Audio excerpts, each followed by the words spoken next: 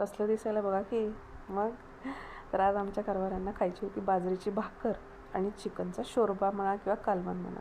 मग भाकरी मस्त 2 थापून घेतली बघा. तशा तर केल्या 4, त्यांच्या 2 आणि माझ्या 2.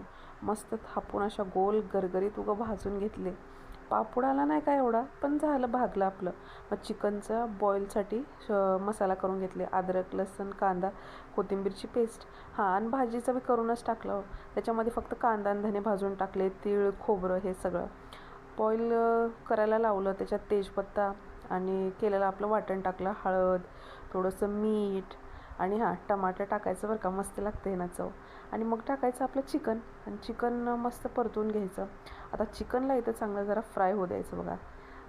लो ठेवा, मीडियम ठेवा फ्लेम, कसं पण. हां, मग टाकली कोथिंबीर आणि ह्याला घेतलं बघा मस्त असं बॉईल करून. आता कसा दिसतोय शोरबा. आणि शिट्टी जो होत होती की नाही तेव्हा काही दम निघाना गेलता या असा.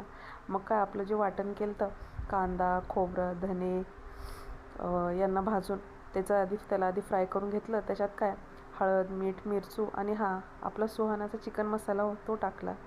आपण जे चिकन बॉईल केलं होतं का नाही त्याचा थोडा रस्सा टाकला, त्याच्यावरची तर्री टाकली आणि हवं का झॅक आपलं कसलं कालवण तयार झालं. मग मस्त भाकर चुरली, त्याच्यावर घेतला रस्सा आणि बघा असं मस्त जेवली का नाही मेन कारभारी. पण काय हो, हे सगळं करताना असला घाम आलता का नाही काय सांगू. भाकरीच असला घाम आलता म्हणून सांगते तुम्हाला. चला उद्या भेटू, बाय.